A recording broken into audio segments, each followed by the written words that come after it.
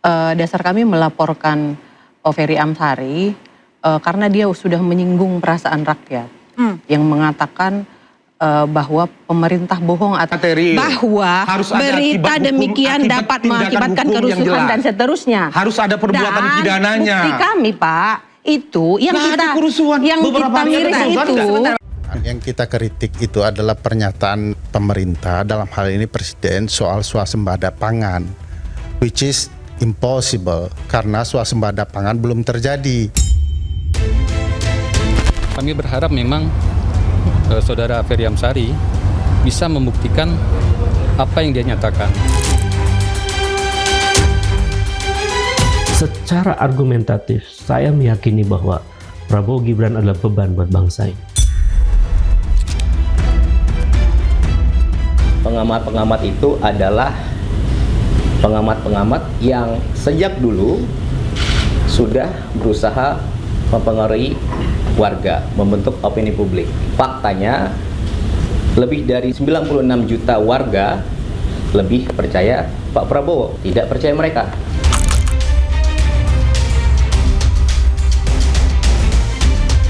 Konstitusi itu orang menyatakan pendapat itu dilindungi konstitusi, dan konstitusi mengatakan itu sudah diatur oleh undang-undang. Hukum harus dijalankan dengan seadil-adilnya, namun kita juga harus bisa menjaga etika dalam memberikan kritik untuk bisa dilakukan secara santun.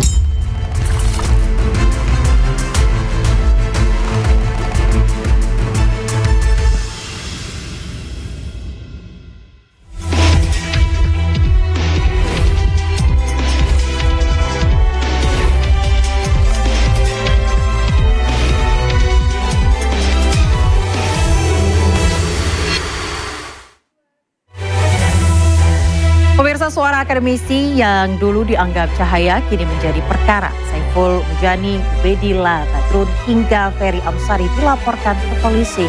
Apakah ini batas kebebasan atau awal pembatasan? Saya Aya Nufus, inilah Interupsi.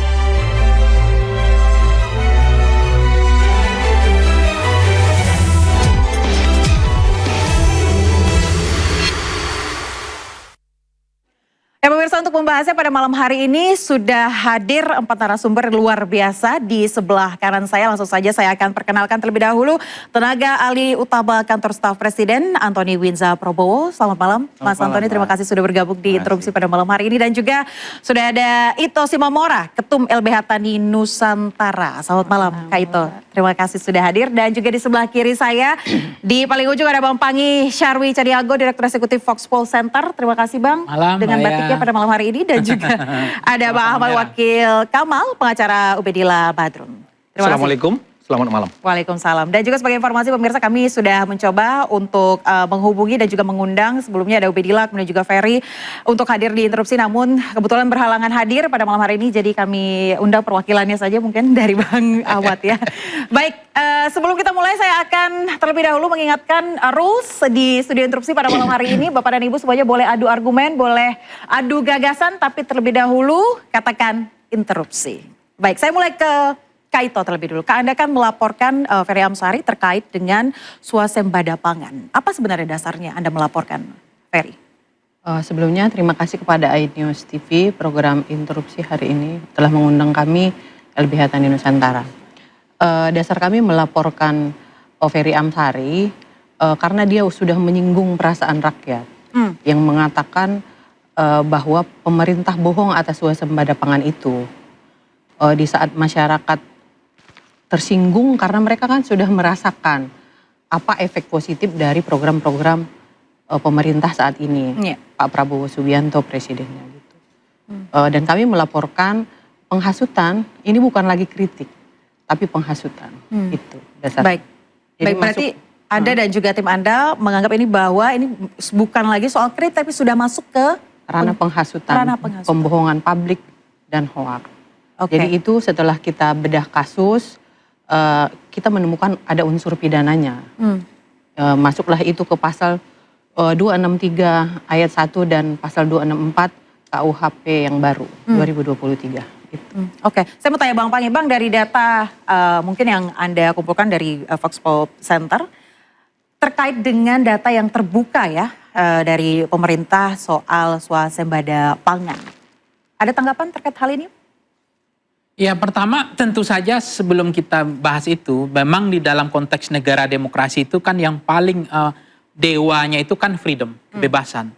Karena freedom itu kebebasan berekspresi, berpendapat, freedom of speech, freedom of expression. Itu menjadi tulang punggung big bone di dalam konteks negara demokrasi. Nah, kalau kemudian itu menjadi catatan penting, isu yang sangat krusial, bahwa setiap orang bisa menyampaikan pikiran, gagasannya, pendapatnya, sebatas dia dengan data yang kuat, yang terukur, dengan KPI yang jelas, dan dia menyampaikan based on data. Jadi itu sangat penting sekali. Nah, kalau kita lihat misalnya di era Presiden Soeharto, itu memang kan political religion, ideologi yang disucikan. Jadi pada masa itu setiap orang yang mengkritik maka dilabel anti Pancasila, yang demonstrasi instabilitas politik. Maka pada masa itu kan bahwa mengkritik presiden itu sama dengan mengkritik Tuhan. Karena tidak boleh, presiden selalu benar, presiden tidak boleh dikritik, mengkritik presiden, mengkritik Tuhan. Nah ini kan pada masa itu sangat sulit untuk menyampaikan. Tetapi kan ada juga pilihan orang mengatakan di era Soeharto itu memang berbicara itu tidak bebas, tapi perut kenyang. Cuma kebebasan tidak ada. Nah kita kan ingin cari, bisa saja ambil pola yang kedua, bebas berbicara, yang terukur tadi, dan perut kenyang. Itu juga menjadi penting di dalam catatan saya. Oleh karena itu memang pada masa kalau dalam kita geser dalam kajian saya ilmu politik, memang di dalam politik itu kan kalau digeser ekonomi dia pasti bicara kapitalis, bicara agama sekuler, bicara demokrasi itu udah pasti bicara politik. Nah demokrasi ini yang kemudian tetap harus kita jaga. Tetapi kemudian di era ini dinormalisasi oleh rezim sebelumnya, yang namanya Undang-Undang ITE digunakan sebagai alat untuk pembungkaman terhadap lawan-lawan politik. Undang-Undang ITE itu sudah banyak terjadi. Bahkan kasus di era presiden sebelumnya, saya sebut nama Pak Jokowi, itu ada yang dijemput malam jam 3 pagi, sampai katanya nggak sempat masang baju duluan, yang namanya almarhum Bu Rahmawati, ada Saganda, kemudian waktu itu mereka adalah saksi-saksi yang dijemput malam, dituduh makar pada masa itu. Termasuk beberapa tokoh nasional ya, Pak Eko dari UBK waktu itu, mereka tidak ada pidato seperti sekarang. Artinya bagi saya, dulu nggak ada seperti ini, mereka nggak pernah pidato, nggak pernah mengatakan harus dijatuhkan bagaimanapun cara, nggak ada, tapi ditangkap. Saganda itu ditangkap. Artinya apa?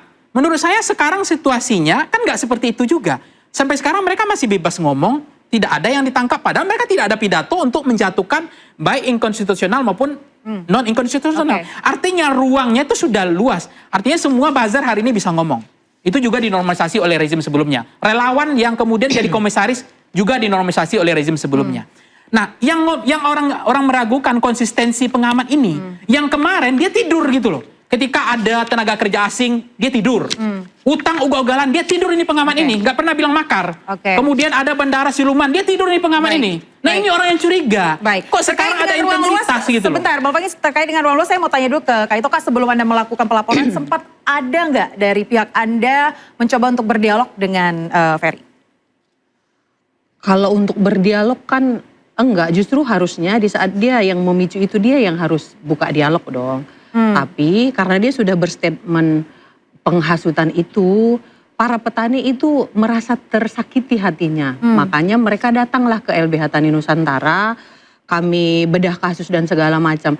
Yang miris di kita ini kan bahwa si Ferry Amsari ini katanya pakar, katanya akademisi. Harusnya seorang intelektual tidak bicara sembarangan. Kami bukan anti kritik, tapi kalau kritik itu harus berbasis data yang valid, bisa dikonfirmasi dan segala macam. Ini kita nggak tahu dari mana datanya. Tidak adu data aja, kenapa harus melalui proses hukum? Seolah-olah hukum jadi alat untuk membungkam lawan-lawan politiknya atau membungkam akademisi yang kritis terhadap kekuasaan. Nah, saya jawab Pak, gini, justru si petani-petani ini datang ke kita. Kita justru memberikan pemahaman kepada petani Kalau umpamanya kita lepas mereka, bisa aja ini jadi mereka yang pergi langsung ke rumah Ferry Amsari, bisa langsung demo dan saya kira itu berlebihan, kekhawatiran berlebihan lah itu, lebay. Saya kira dalam kondisi bangsa yang sudah terbuka seperti ini nggak perlu terlalu takut lah. Dan rejim ini nggak terlalu perlu insecure, nggak perlu takut terhadap kritik. Justru kritik itu menjadi vitamin supaya kebijakan-kebijakan publik itu adalah pro rakyat. Untuk kesejahteraan rakyat. Ini yang Anda sampaikan mewakili klien Anda ya, Pak Ahmad? Nggak semua kita teman. Jadi bagian dari kebebasan berpendapat. Termasuk klien saya, Ubaidillah Badrun itu kan diundang oleh salah satu podcast yang kebetulan adalah media massa. Jadi sebagai narasumber, dia sebagai akademisi dilindungi oleh konstitusi. 1045, 1945 juga dilindungi oleh undang-undang perguruan tinggi, kebebasan akademik, kemudian undang-undang pers. Seharusnya bukan langsung ke pidana, karena itu adalah produk jurnalistik, harusnya lapor ke Dewan Pers. Berarti Anda lebih memilih untuk terlebih dahulu melihat jalur Dewan Pers daripada jalur pidana? Kalau dalam kasus Ubed, karena itu yang dilaporkan itu adalah produk jurnalistik, sehingga harus tunduk pada undang-undang pers. Ada putusan Mahkamah Konstitusi 145 2004 itu menyatakan bahwa tidak boleh kemudian hasil wawancara, kemudian produk jurnalistik langsung lapor ke polisi. Jadi ini kan karena kita ini tidak mengerti hukum. Yang banyak ngomong di pemerintahan hari ini, baik dari KSP dan sebagainya, banyak yang nggak mengerti hukum. Tapi Anda menyimpulkan bahwa pemerintah dikritik berarti? Tadi dikatakan Bang Panggi seperti itu? Anda menilai demikian atau bagaimana? Saya kira, menurut saya ini rejim ini terlalu insecure. Terlalu insecure. Oke, saya mau tanya dulu ke Mas Antoni. Interupsi boleh daripada sebentar, ini? Saya mau tambahkan sedikit. Saya mau mendengar sedikit saja dari Mas Antoni. Tadi dikatakan bahwa insecure pemerintah. Sempat ada statement dari Pak Prabowo bahwa kritik-kritik ini sebenarnya adalah vitamin bahkan untuk pemerintah. Silakan Mas Antoni. Baik, sebelumnya saya ingin meluruskan pandangan-pandangan di publik yang seringkali terdistorsi, terutama tentang mengutip pasal-pasal di konstitusi secara cherry picking atau mau ambil apa yang dia suka saja. Jadi tidak ada di konstitusi yang menyatakan bahwa kebebasan berbicara, mengeluarkan pendapat itu sampai tidak ada batasnya. Tidak ada di konstitusi seperti itu. Di konstitusi, di putusan MK, ada putusan 140 tahun 2009, ada putusan 56 2017. Itu dikatakan ada 2 forum dalam berbicara dan berpikir. Yang dilindungi oleh konstitusi adalah forum di dalam internal, di ruang batin kita. Itu sama sekali underogable rights. Tidak bisa dikurangi oleh keadaan apapun. Tetapi ada namanya forum eksternal. Forum eksternal itu ketika ruang batin kita ucapkan. Ruang batin kita tuliskan. Itu sudah ada impact-nya. Oleh karena itu negara harus menjaga keamanannya. Jangan sampai ada kata-kata dari warga negara yang menciderai hak asasi orang lain. Nah coba kalau boleh dilihat pasal di 28I di Undang-Undang Dasar, mungkin bisa dibantu ya oleh interupsi. Jadi itu pembatasan yang dikatakan di 28I itu bahwa ada hak untuk kemerdekaan pikiran dan hati nurani, forum internum itu tidak bisa dikurangi dalam keadaan apapun. Nah cuman hanya di 28I saja yang dikatakan underogable rights itu yang tidak bisa dikurangi itu hanya di 28I. Nah sedangkan kalau buah pikir itu ada batasnya, itu di 28E ayat 3. 28E ayat 3 itu tidak ada klausula tidak dapat dikurangi oleh keadaan apapun. Kenapa begitu? Kita harus lihat alam berpikir kita. Demokrasi ini kan banyak ya, ada demokrasi tipe barat liberal, ada demokrasi yang kita konstitusional Pancasila. Nah Pancasila kita itu melihat bahwa negara kita ini suku, agama, rasnya begitu banyak. Sehingga social cohesionnya itu berat, social cohesion cost-nya berat. Butuh persatuan. Ada sila ketiga Pancasila kita, persatuan. Ada juga di Undang-Undang Dasar kita dikatakan di sini, kita lihat di depan deh, biar lebih jelas ya. Silakan kita perlihatkan. Di 28I, itu hak kemerdekaan pikiran dan hati, itu adalah hak asasi manusia yang tidak dapat dikurangi dalam keadaan apapun. Ini yang di dalam ya, forum internum, itu di MK dikatakan demikian. Yang tidak dibatasi apa? Yang dibatasi apa? Yang 28E. Yang 28E itu menyatakan pikiran, mengeluarkan pendapat, itu nggak ada klausula seperti 28I. Tidak ada. Ya. Dan pembatasannya ada di mana? Ada di 28J. Dikatakan dalam menjalankan hak dan kebebasannya, setiap orang wajib tunduk kepada pembatasan ditetapkan dengan undang-undang. Kita akan bahas terkait dengan pembatasan-pembatasan ini, terkait dengan pembatasan demokrasi juga, tapi usai jeda, Mas Antoni, kita akan bantu jawab juga dari Bang Ahmad, tetaplah di interupsi.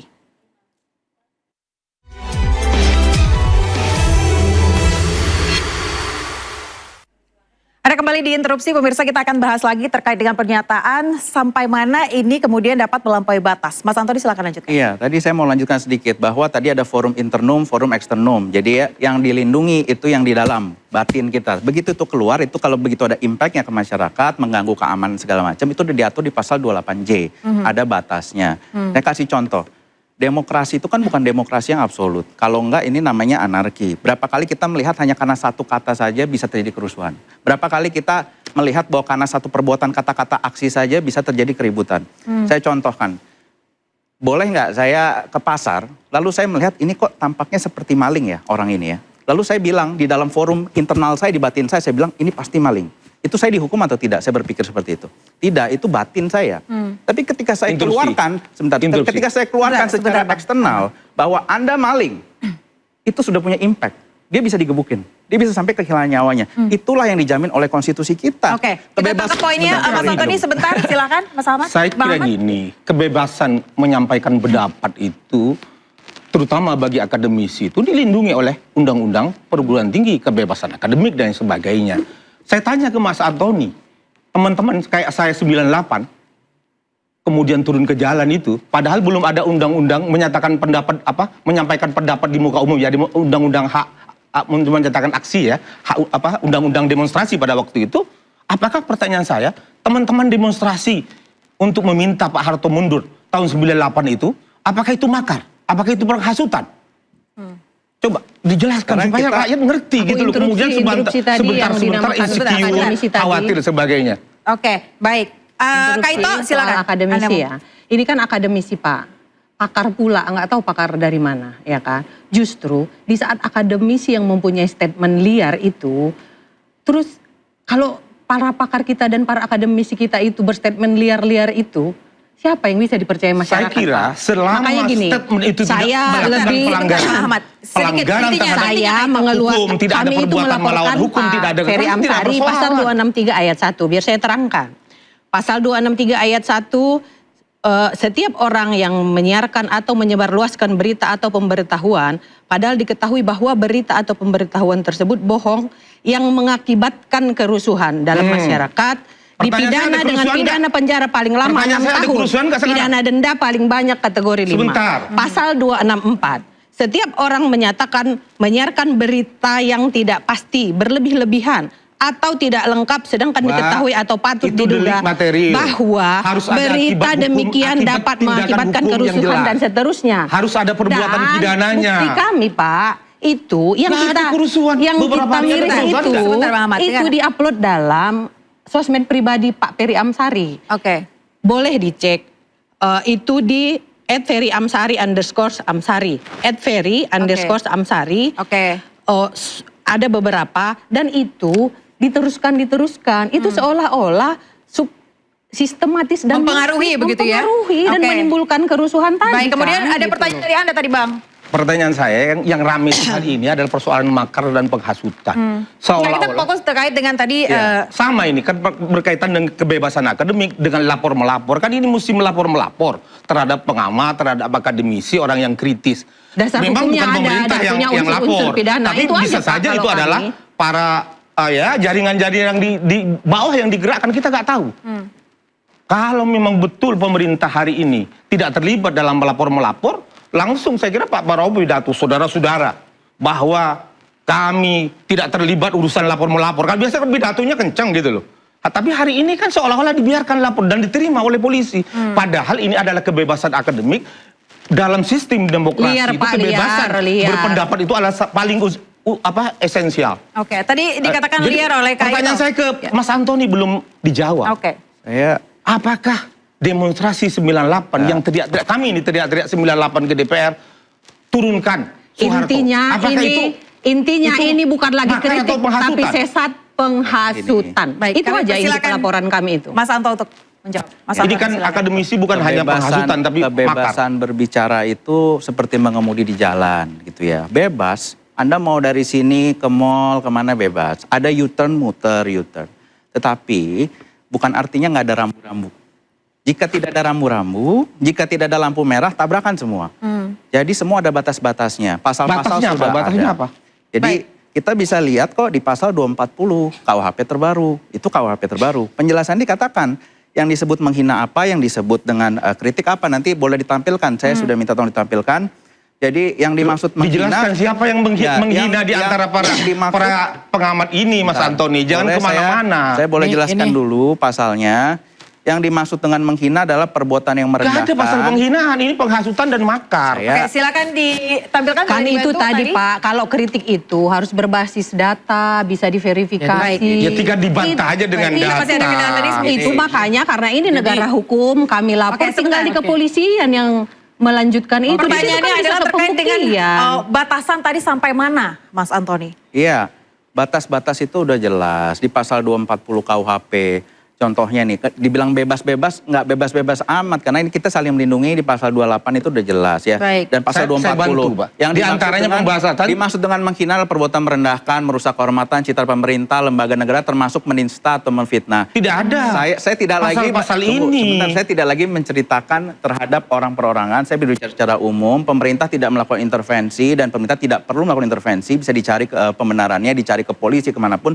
Tidak ada perintah Pak Prabowo untuk ini diproses ya, atau banyak yang nggak lapor para pengamat, enjoy nggak itu kan insecure Anda. Bahwa jangan-jangan Pak Prabowo melakukan ini, Prabowo itu rasa insecurity dari Anda. Kita biasa-biasa aja, Pak Prabowo sedang tadi Teddy katanya dukungnya 96%. Kenapa harus takut sih sama kritik? Menghina berbeda dengan kritik, itu hak berekspresi. Tapi bedanya menghina dengan kritik adalah kritik apa? Yang saya garis bawahi adalah kebijakan pemerintah. Yang dikritik kebijakannya. Kalau menghina itu adalah menista atau memfitnah. Coba misalnya di antara pengamat itu mana yang menista, mana yang menghina? Coba jelaskan. Menghasut Pak, menghasut. Itu menghina bahasanya. Dari klien Anda, statement yang dilaporkan itu terkait statement yang mana Bang secara spesifik? Statement itu adalah dalam podcast itu ada berkaitan dengan bahwa Prabowo Gibran itu beban negara. Karena problem-problem bangsa ini dari hutang yang membengkak, itu kan beban negara kan semuanya. Program yang kemudian banyak jauh dari aspirasi rakyat, seperti MBG ngambil dari, kemudian ngambil dari pendidikan, kemudian masuk BOP tanpa ada persetujuan DPR, semuanya itu melanggar konstitusi. Makanya oleh Ubaidillah Badrun ini jadi beban bagi bangsa ini. Saya kira itu kritik-kritik biasa saja. Jadi saya luruskan bahwa kritik itu silahkan kritik sekeras apapun. Ya, bebas silakan. Sekeras apapun. Yang penting tidak ada perbuatan melawan hukum. Tidak mendorong untuk melakukan kekerasan. Saya kira itu. Setuju. Presiden Prabowo dan untuk apa yang saat disampaikan ini oleh Saiful Mujani, oleh Ferry, oleh tidak ada itu semua. Tidak ada perbuatan melawan hukum. Baik, silakan dilanjutkan Mas Antoni terkait dengan tadi yang disampaikan oleh klien Pak Ahmad. Jika Anda mempunyai prinsip bahwa kebebasan berekspresi itu seluas-luasnya boleh berkata apapun juga, maka saya rasa sangat adil sesuai dengan konstitusi bahwa setiap orang boleh melakukan pernyataannya, pendapatnya pun di forum hukum. Jadi setiap orang yang mengucapkan forum eksternum dia keluar, dia harus bisa menjaga akuntabilitasnya di dalam forum hukum. Kalau tidak berani dalam forum hukum, seakan-akan cuman berani ngomong saja. Jadi rejim ini enjoy gitu loh kalau ada yang banyak lapor gitu loh. Itu rasa insecurity Anda. Makanya diterima oleh kepolisian. Itu rasa insecurity. Untuk masyarakat Indonesia mungkin juga setuju dengan apa pendapat kami dari LBH Tani Nusantara. Daripada liar mereka demo-demo segala macam langsung geruduk kayak peristiwa kemarin ke rumah para pakar-pakar itu. Anarkisme dan segala macam, mending dong kita selesaikan ranah hukum. Baik, kita beri kepercayaan kepada pihak kepolisian begitu ya. Daripada liar. Baik, Bang Pani, saya ingin dengar dari Anda bagaimana Anda melihat fenomena ini, Bang? Ya, ini memang sudah dinormalisasi oleh rezim sebelumnya soal lapor-melapor ini kan. Jadi memang ketika maksud Anda siapa? Ya, rezimnya Jokowi. Di kelanjutannya, Mas. Kelanjutannya, Mas Wangi. Memang sebenarnya kritik itu kan memang obat untuk pemerintah supaya sehat. Supaya nggak kolesterol, supaya negara tidak asam urat, supaya negara tidak gula tiba-tiba. Dan itu dibenarkan oleh Mas Antoni bahwa kritik adalah hal yang perhatikan ya. Andaikan dulu keras itu pengamat yang telah ngomong kudeta ini, kalau dulu keras dia ngomong seperti sekarang dulu. Itu pertanyaannya, kenapa dulu keras sekarang enggak? Ya kenapa dulu enggak sekeras? Ya ini saya sangat sayangkan. Enggak akan ada itu jatuh tempo utang kita 433 triliun. Ini siapa yang nanggung utang ini? Beban negara itu kan? Beban negara. Kalau seandainya dulu pengamat itu keras seperti saya dulu ngomong mengingatkan Jokowi, jangan utang ugal-ugalan. Jangan hilirisasi ugal-ugalan. Ini tenaga kerja asing ugal-ugalan. Habis itu tambang dan seterusnya kan. Pada masa itu saya keras itu. Saya kritik itu vitamin, itu obat pada masa itu. Pembalakan hutan ya. Komisaris relawan jadi komisaris. Saya kritik itu pada masa itu. Rektor diamankan oleh Menteri Pendidikan supaya tidak boleh orang demonstrasi. 10 tahun tendang Mbak Adem, Mbak. Apa yang terjadi hari ini? Penyakit negara ini semua. Oleh itu yang sangat Tapi sayang. apakah Itu yang kritik yang disampaikan ini adalah penyakit seperti tadi yang dikatakan oleh tinggal Kaito juga? diatur bagaimana fair, KPI-nya jelas, kemudian menyampaikan yang akan memitigasi, yang akan menjadi kolesterol asam urat itu. Baik, kita akan bahas yang sangat penting karena selanjutnya sayang sama negara sebenarnya. Termasuk MBG harus dikritik.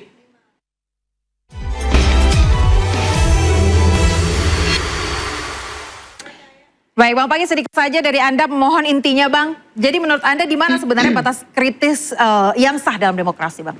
Ya, itu makanya bagaimana, kalau kita pertanyaan gini Mbak ya, bagaimana kondisi demokrasi sekarang? Bagaimana kondisi kebebasan bersuara, berpendapat itu? Kemudian juga ditanyakan bagaimana kondisi orang untuk untuk menyampaikan kebebasan pers dan kebebasan, bagaimana kinerja pemerintah dalam melindungi kebebasan sipil. Itu juga harus dipastikan. Karena memang saya yakin ini kalau ditanya ke masyarakat pasti mungkin di atas 70%, 80% sudah mengatakan bahwa demokrasi masih pada rute yang benar. Kebebasan berpendapat masih dilindungi oleh negara. Buktinya buzzer hari ini, influencer, pengamat, bebas ngomong. Dulu Mbak, sebelum ngomong aja udah dijemput malam. Nggak ngomong. Berarti artinya di zaman Pak Prabowo ini tidak ada intervensi masih ya? meyakini itu bahwa itu. kebebasan itu masih diberikan ruang kepada siapapun untuk berbicara. Artinya kinerja pemerintah di dalam melindungi kebebasan sipil itu masih ada angin segar bagi saya. Tapi kalau kemudian nanti ke depannya saya nggak tahu. Nah ini saya merasakan 2 tahun Pak Prabowo itu semua kita pengamat bebas-bebas saja sampai sekarang. Berarti tanda-tandanya apa ke depannya? Kita kan nggak tahu yang terjadi. Tapi itu yang perlu diingatkan. Hampir 1000 aktivis, Mas Pangi, yang kemarin peristiwa Agustus aktivis, itu diadili. Tidak ada dalam presiden-presiden sebelumnya. Karena pemahaman saya ini, bahwa Prabowo ini kelanjutan dari Jokowi. Jadi kecenderungan menjadikan hukum sebagai alat politik untuk membungkam lawan-lawan politiknya terjadi hari itu ini. Apa sih? Kok 1000 aktivis? Dari mana bahasa Bapak? Oke, silakan Kaito. Aktivis itu apa? 1000 aktivis dasarnya dari mana? Mereka punya Del Petro dan kawan-kawan, aktivis. seperti mereka punya identitas aktivis gitu. Padahal mungkin masih muda-muda. Kalau yang aktivis dibilang Pak mungkin kayak Bapak, kayak kita-kita umuran ini. Kalau masih muda bisa aja masa bayaran. Baik. Kalau dari Kaito sendiri batas kritik yang sah dalam demokrasi itu seperti apa? Itu harassment itu nggak boleh. Masa bayaran sebagainya nggak boleh begitu. Baik, sebentar Pak Ahmad. Saya mau tanya dulu ke Kaito, kalau menurut Anda batas kritik dalam demokrasi itu seperti apa Kaito? Harus data yang valid. Data yang valid. Harus data yang valid, harus bisa dipertanggungjawabkan. Oke. Harus bisa, intinya sih tidak penghasutan Pak. Ini kan jadi narasi liar.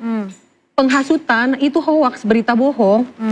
Kayak kata Bapak, ini pembungkaman. Baik. Oh di sosmed. Enggak loh, kayak buzzer segala macam. Saya belum dengar fakta di lapangan dari Kaito. Sebenarnya petani kita saat ini sejahtera berarti Kak? Sejahtera Mbak, soalnya ada bantuan subsidi pupuk, alat-alat pertanian, pompanisasi, ada Alsintan. Baik. Ini karena didukung oleh alat-alat pertanian itu produksi meningkat dong. Yang mungkin dulu cuma 2 kali atau berapa kali setahun ini jadi 3 kali atau berapa. Produksinya kan jadi meningkat. Gitu meskipun lahannya menyempit katanya. Soal kan udah didukung alat, alat dimodernisasi kan. Kalau umpamanya dari dulu kan masih mencangkul, masih pakai orang ya kan. Kalau ini kan mungkin untuk panen aja sudah siap mesin yang tinggal masuk ke situ. Dulu kan masih dipukul-pukul, seingat saya ya. Kalau sekarang kan prosesnya jadi lebih lamban. Iya, jadi dipukul-pukul kan ada yang bias jatuh nggak terhitung. Kalau sekarang kan mesin langsung semuanya. Jadi lebih sejahtera dan mereka lagi bahagia-bahagianya dengan bantuan pemerintah. Makanya mereka terasa tersakiti kalau dibilang itu bohong. Swasembada bohong. Padahal hari ini saja Mentan mengumumkan bahwa swasembada pangan itu di 5, bentar. Tinggal adu data aja sebenarnya. Iya, sebenarnya adu data.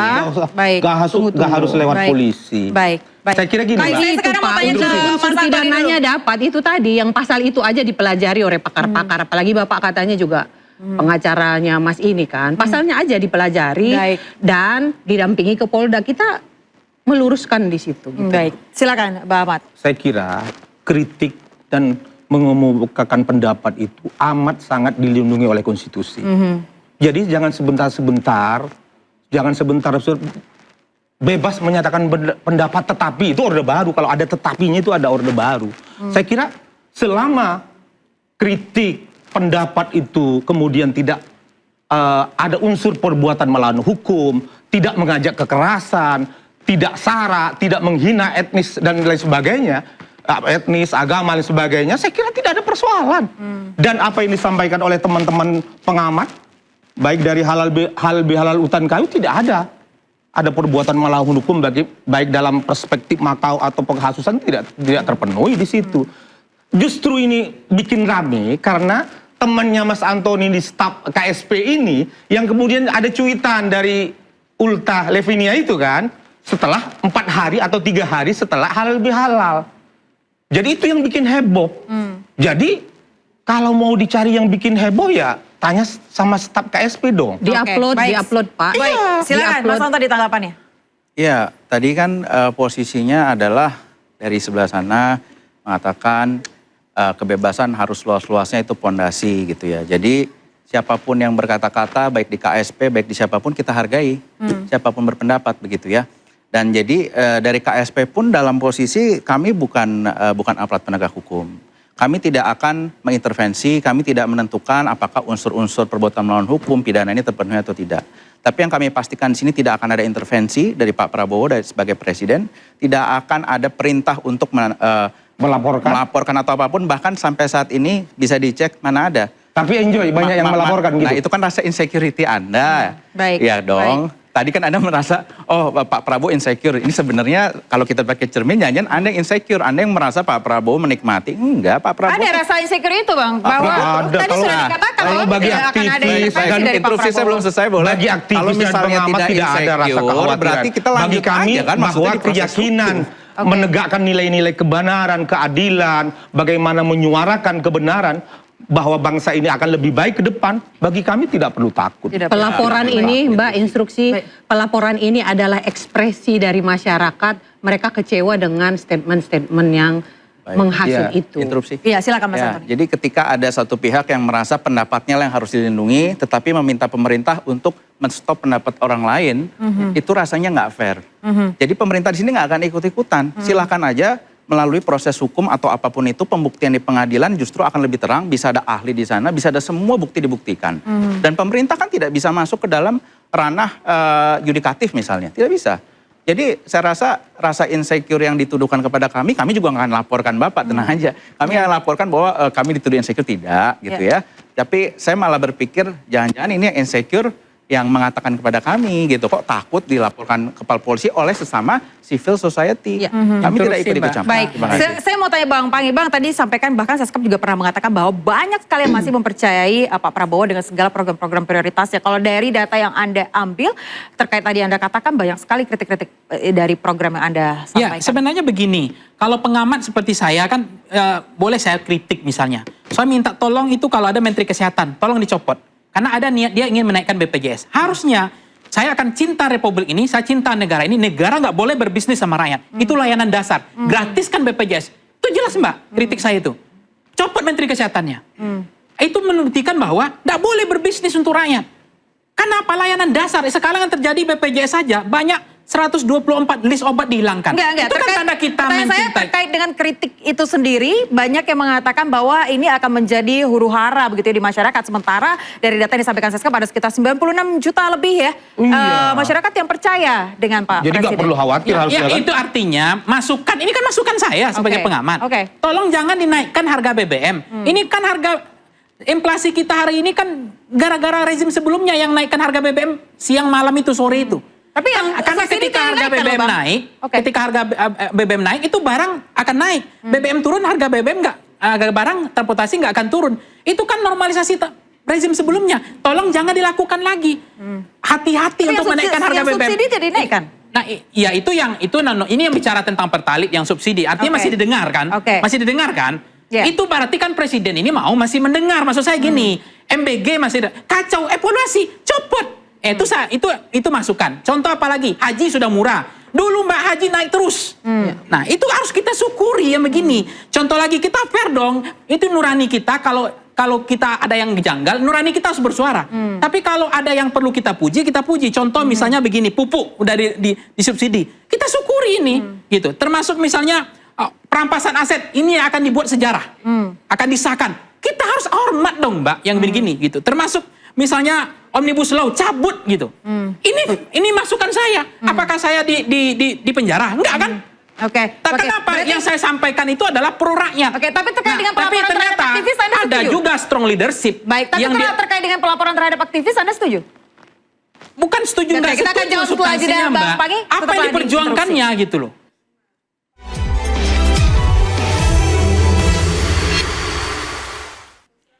Ya, Bang Pagi, tadi Anda sudah cukup banyak menjelaskan. Tadi saya ambil kesimpulannya bahwa sebenarnya Pak Prabowo on track begitu ya. Berarti terkait dengan aktivis-aktivis yang dilaporkan ini Anda setuju? Substansinya bukan setuju, apa yang disampaikan. Misalnya aktivis atau pengamat ngomong gini, tolong listrik digratiskan. Pak Prabowo tolong ke luar negeri dikurangi lagi, suruh Gibran aja. Karena sentimen negatif, itu kan tidak masalah. Itu komentar seperti itu nggak Pak? Contohnya dengan yang disampaikan oleh Bang Ubed, beban bangsa. Anda setuju tidak? Itu masih relatif menurut saya. Nggak terlalu inilah reaksioner lah yang begitu. Beban negara itu kan biasa. Karena gini Mbak, ada juga strong leadership pemimpin. Dalam sebuah perusahaan, ketika mengasih kabar buruk Mbak, kabar buruk, dia bilang, ini yang saya butuh karyawan sebegini. Saya naikkan jabatannya, bukan on job. Tapi ada juga orang, dia lapor kabar baik terus, kabar buruk, di non job kan Mbak. Ini kan strong leadership tipe. Padahal pujian itu lama-lama mematikan langkah dia, mematikan prestasi dia, mematikan masa depan dia karena pujian racun tadi itu yang memunculkan kolesterol, asam urat yang 10 tahun kemarin itu, yang semua pengamat tiarap itu, yang aktivis tiarap itu, yang rektor tiarap itu, penyakit semua. Tapi sekarang kalau menyampaikan kritik tidak ada data, misalnya tadi disampaikan Kak itu yang disampaikan terukur KPI-nya based on data, ya kan? Kemudian saya sampaikan misalnya, tolong presiden jangan pernah jadi presiden menaikkan namanya gas LPG, listrik, BPJS, biaya haji, MBG ini dikoreksi total, ya kan? Karena merusak citra presiden. Termasuk soal pupuk, kita terima kasih sudah dikasih rendah gitu kan. Omnibus Law dicabut, perampasan aset dijadikan undang-undang. Ini masukan loh Mbak. Ini pujian juga. Ya artinya ke luar negeri kurangi, itu kan tidak masalah. Nah, kalau bisa hentikan dulu, stop dulu. Kenapa harus dihentikan? Ya karena sentimennya negatif pasti. Oke, baik. Dari Mas Antoni ada tanggapan, silakan. Ya, jadi Pak Presiden ini sudah selesai dengan dirinya sendiri. Bukan yang jadi utamanya adalah sentimen. Yang menjadi utamanya adalah warga negara. Kalau kita lihat kan bukan cuma untuk akademisi saja yang diprotek. Tetapi kita lihat di Undang-Undang Dasar pasal 34 ayat 1 itu apa? Ada kewajiban negara, yaitu fakir miskin dan anak-anak terlantar dipelihara oleh negara. Jadi jangan pikir begitu kami melakukan verifikasi lapangan, BGN segala macam, MBG, masih banyak orang yang memang tidak bisa makan. Hak untuk hidup adalah hak konstitusi. Ketika mereka saja tidak bisa makan, gimana cara mereka bisa belajar? Gimana caranya pasal 34 ini Anda juga harus perjuangkan juga dong. Jangan ngambil dari hak pendidikan dong. Dana pendidikan jangan hanya pasal 28 saja. Jangan hanya pasal 28 kebebasan berpendapat. Ini hak untuk hidup juga ada di pasal 28 dan itu inderogable rights. Nggak bisa dibatasi oleh apapun. Nah, sekarang siapa yang bisa hidup tanpa makan? Interupsi. Siapa yang bisa hidup tanpa makan? Dan anggaran itu dibuat untuk melindungi mereka. Silakan Bang. Interupsi saya. Satu lagi sebentar ya. Jadi tadi juga dikatakan kritik bahwa Pak Presiden kok pergi ke luar negeri terus. Nggak apa-apa, kita sangat appreciate dengan komentar seperti itu. Tapi perlu saya jelaskan begini, kondisi geopolitik kita itu lagi begitu luar biasa. Jadi ini dilakukan perlu. Jadi oleh karena itu, ini dalam satu konteks yang saya pikir ini perlu diluruskan. Tetapi setiap kritik kami welcome. Misalnya Mbak Aya, seperti saya sampaikan, perasaan rakyat itu sense of politik. Kalau kita bicara efisiensi, kok kita sering ke luar negeri misalnya. Itu kemudian pengamat memberikan, itu kan sebenarnya obat, vitamin. Oh, artinya ini bicara sentimen, ini juga bicara pemilu, elektoral sentimen itu. Kita memang bicara programatik, Indonesia ini nggak cukup pragmatik, substansial, juga Sorry, butuh ini karena sentimen. acaranya namanya Nah, interupsi, kalau saya bicara interupsi sentimen, juga. kan Silakan Pak Santoni, saya terima interupsi Anda. kalau orang hukum nggak bisa bicara sentimen, saya bisa memahami. Kenapa orang hukum tidak bisa bicara Nggak sentimen? Dia Mungkin nggak Anda ngerti bisa jawab. sentimen. Bukan Dia sentimen. menurut dia ke luar negeri itu Bukan. bagus kok. Sementara menurut saya belum tentu bagus. Pak Presiden itu tujuannya bukan elektoral. Baik. Tujuannya dia disumpah Ya kalau nggak jabatan elektoral ya untuk nggak apa-apa. melayani Memang masyarakat. pemilu kan nggak perlu ada lagi kan. Jadi Bukan begitu kan. Bukan seperti Nah, itu. nggak Karena nyambung. tujuannya bukan elektoral.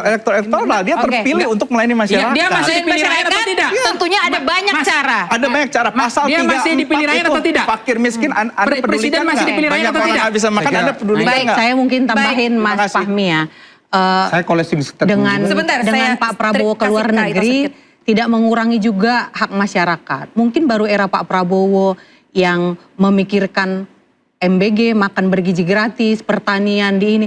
Jadi untuk saat ini Pak Prabowo justru lagi konsentrasi untuk masyarakat bawah.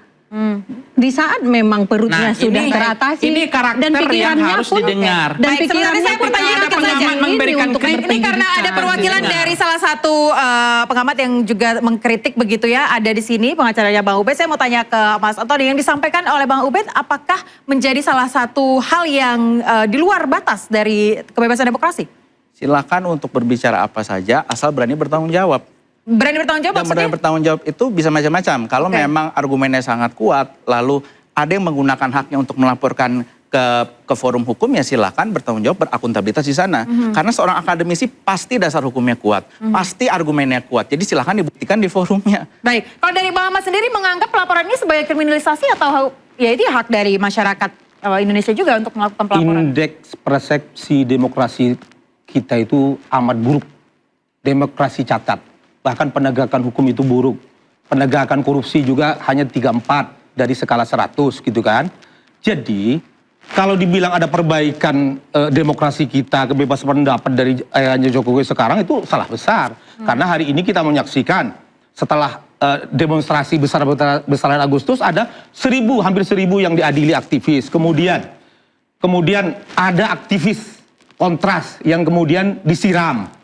Sama dengan Orde Baru, sama dengan Novel, nggak ada bedanya hari ini.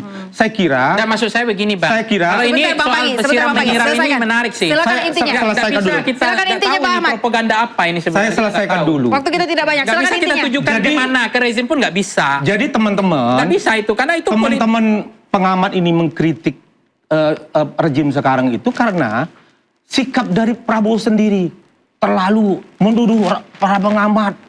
Pengamat harus ditertibkan, ada asing di belakangnya, sebagainya. Itulah yang terjadi. Nah, jadi seharusnya ke depan itu yang bicara, yang menanggapi dari pengamat itu seharusnya Prof. Yusril Iza Mahendra, koordinator Menteri Hukum.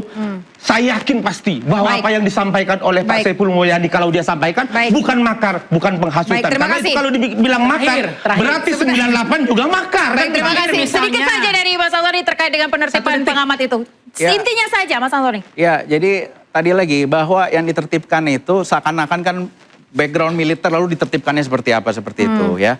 Bahwa penertiban di sini seperti ini ruang diskusi. Kita menertibkan cara berpikir. Berpikir di dalam ranah akademik. Menertibkan cara berpikir. Itu tadi ya? Okay. Menertibkan cara berpikir dengan penjelasan seperti ini. Bahwa konstitusi kita nggak boleh pilih-pilih. Kita suka pasal 28 tapi kita nggak mau pasal 34 untuk BGN, untuk MBG, untuk fakir miskin. Kita suka melindungi hak berbicara, tetapi kita juga harus tahu MK sudah memutus hal itu. Bahwa forum yang keluar itu memang bisa dibatasi. Bicara keluar itu harus dibatasi. Yang di dalam lain dilindungi. Jadi kita nggak bisa memilih-milih. Kita tangkap poinnya. Dikit saja Bapaknya ya. Itu sentimen perasaan rakyat. Bicara bisa efisiensi di saranya sulit. Ada ulang tahun 200 juta misalnya viral. Itu kan nggak pantas. Nah Presiden harus menjelaskan bahwa ini tidak akan pernah terjadi lagi. Itu melukai hati rakyat. Tapi sudah disampaikan bahwa itu namanya perasaan, Mbak. Nah itu kan kritik. Presiden Prabowo akan terima itu menurut saya. Sedikit dari Kak Ito. Ini bukan pembungkaman kritik, tapi membersihkan ruang publik. Kritik silahkan, bahkan harus. Tapi pakai data, pakai fakta, pakai tanggung jawab. Jangan lempar opini, lalu biarkan rakyat yang bertanggung jawab. Baik, terima kasih. Terima kasih Bapak-Bapak, Ibu-Ibu, terima kasih semuanya. Demokrasi tak pernah sunyi pemirsa ya, hidup dari perdebatan dan juga perbedaan, tubuh dari keberanian dan diuji oleh kekuasaan. Bukan siapa yang paling keras bersuara, tapi siapa yang masih diberi ruang untuk berbicara. Saya Ayah Nufus, nantikan interupsi pekan depan.